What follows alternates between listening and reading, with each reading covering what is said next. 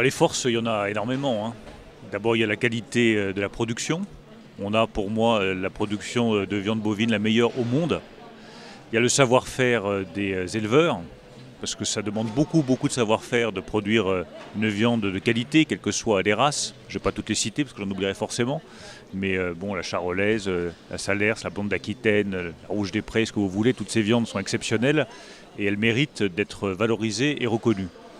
La troisième force qui est très importante, c'est qu'il y a une demande mondiale qui est extraordinairement forte, notamment dans les pays émergents. Et donc on doit pouvoir profiter de ces nouveaux marchés pour arriver à vendre notre viande et à faire monter les prix. Après, les faiblesses, elles sont connues. Je pense qu'on est en train d'essayer de les améliorer, mais elles existent encore. Il y a un problème de compétitivité parce que nos coûts de production sont trop élevés. Et de ce point de vue-là, je crois que la baisse des charges fait partie des choses qu'on doit donner aux producteurs pour qu'ils puissent être plus compétitifs. On a encore des contrôles beaucoup trop tatillons de la part de l'administration française.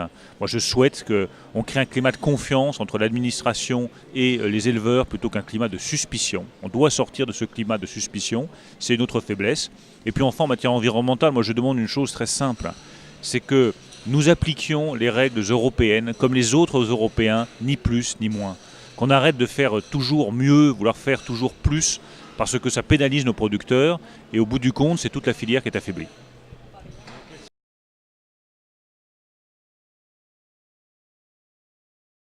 Si on veut avoir une production qui augmente, il faut avoir des producteurs. C'est aussi simple que ça, pardon d'être très pragmatique.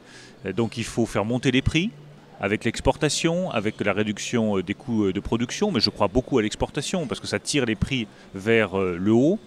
Encourager l'installation des jeunes, parce qu'on a un vrai problème de renouvellement des générations dans l'élevage. Il y a beaucoup de jeunes qui disent, écoutez, l'élevage, c'est du 24 heures sur 24, 7 jours sur 7, c'est difficile, ça ne rapporte pas beaucoup, donc je ne vais pas me lancer là-dedans.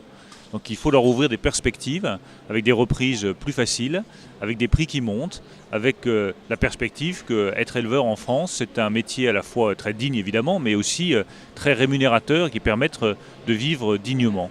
Je crois que c'est comme ça qu'on arrivera à augmenter la production. J'ajoute un point important, c'est qu'il y ait plus de travail en commun sur l'ensemble de la filière, entre les producteurs, les industriels, les distributeurs. Je l'ai vu pendant 3 ans, c'est parfois la guerre entre chacun des membres de cette filière. On peut peut-être passer de la guerre à une vraie coopération beaucoup plus étroite entre les uns et les autres. Ça permettra d'augmenter la production.